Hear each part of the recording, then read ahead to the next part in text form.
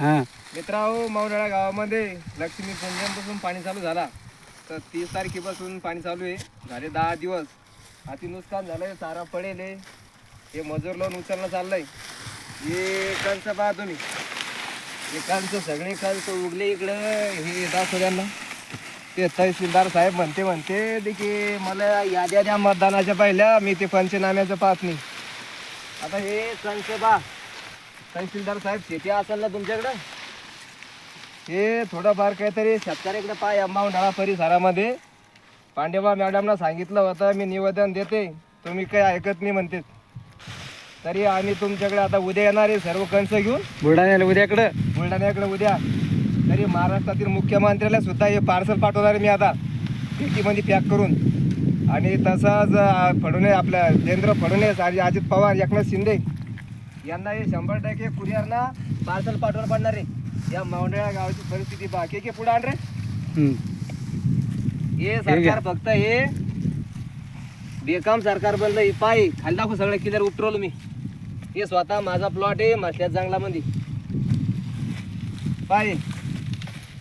आणि यायले पंचनामे करायचे तर हे म्हणते की पंचनामे होत नाही. सर सगळं देणार आहे. हे लोकांचे नडे कापदार देणार आहे की शेतकरी मेल्यावर आत्महत्या केल्यावर. माझ्यावर महाराष्ट्र बँक आहे, माझ्या वडिलावर माझ्यावर स्टेट बँक आहे. हे तुम्ही अक्षरशः पाहू शकता. अरे काही लाजा वाटू द्या तुम्हाला. शेतकरी ठार मरू आला या पाण्यानं. हे सर्व एक दोनच कामाचं नाही ना हो. हे मॅडम पाहून गेली, मॅडमना सुद्धा सांगितलं. कृषी अधिकारी म्हणते आमचं ऐकत नाही ते. मी म्हटलं साहेब नुकसान झालं शेतकऱ्याचं. तुम्ही हे बघू शकता. हे मौंडाळा परिसरामध्ये नाही, चौकडं ज्या ठिकाणी महाराष्ट्र नुकसान झालंय, पण मौंडाळा गावामध्ये या दिवाळी बसून अतीत गेलेल्या लक्ष्मी पूजन बसून या महिला मंडळी यांना अक्षरशः गाडी आल्यानंतर पश्चाताप झाला की चारा जमा केला असता तर पुरला असता. पाय हे कंस, हे सर्वच पडेल. हे सर्व उगलं. हे इकडे पहा तुम्ही. या इटसू घाट्यामध्ये सध्या हे माणसं मी स्वतः काम करू याच्यामध्ये. तुम्ही पहा. आता या चवळ्या खाली काय नाही राहू शकत हो. आणि हे आलिशान खुर्च्यावर बसेल, एका लाखाच्या खुर्चीवर बसेल. 1.5 कोटीची गाडी आहे. 2-2 कोट्याच्या गाड्यामध्ये इंटे या शेतकऱ्याच्या अशी हाल उरली. ज्या वेळेस मतदान मागायचं त्यावेळेस वाडी वस्तीपर्यंत जाते. आज स्मिताताई माले आमदार आहे आमच्या बुलढाणा जिल्ह्यात चिखली मतदारसंघामध्ये. तुम्ही बघू शकता काय हाल आहे माझ्या शेतकऱ्याची. मी स्वतः शेतकरी आहे. माझ्याकडे जमीन आहे 7-8 एकर, वडिलाची आहे, भावाची करतो. हे मजूर वर्गाचं काम करायचं म्हणलं इतकं काट्याचं मला सांगा. हे लोक कसे काम करतील हो. आज या पाण्यानं सर्व हाल करून टाकली या ठिकाणी. हे सर्व प्लॉट कचमा करून टाकला. हे पहा ना तुम्ही. के पुढे आण रे के. हे पहा ना, हे डायरेक्ट मळे यंत्रातून काढता येत नाही अशी परिस्थिती सध्या या मौंडाळा गावात झाली. वाटत असेल खोटं नाटक. तुम्ही मिस्त्री सांगावं यायले. ए मिस्त्री विचारा तुम्ही, मिस्त्रीले सांगा. मिस्त्री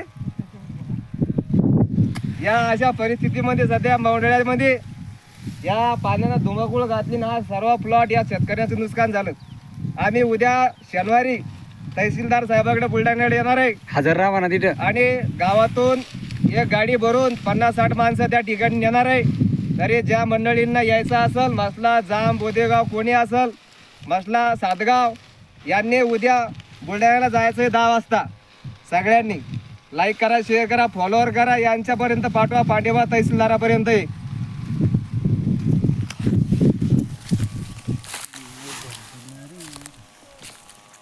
पहा ना तुम्ही किती अवघड समस्या आहे होई.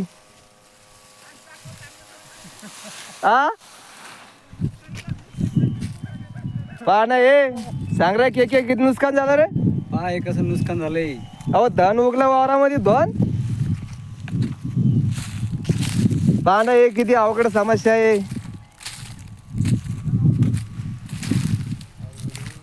अरे पहा हे किती समस्या कठीण आहे. आमदार मालेताई तुम्ही पाहू शकता या मौंडाळ्यामध्ये. अरे स्थानिक नेते गप्प बसले ना हो आमचे. ज्या वेळेस मतदान मागायचं त्यावेळेस हे लोक डायरेक्ट घरादारापर्यंत पैसे घेऊन पोहोचतात. आणि आज काय केलं यांनी, आज काय करतात शेतकऱ्यांसाठी, काही नाही. अरे आपल्या शेतकऱ्याला लाज वाटली पाहिजे यांचे पैसे घेताना. बघा ना तुम्ही सर्व हे काय करणार आहे हो शेतकरी. माझं नाव विनोद काळे, राहणार मावळा, जिल्हा बुलढाणा.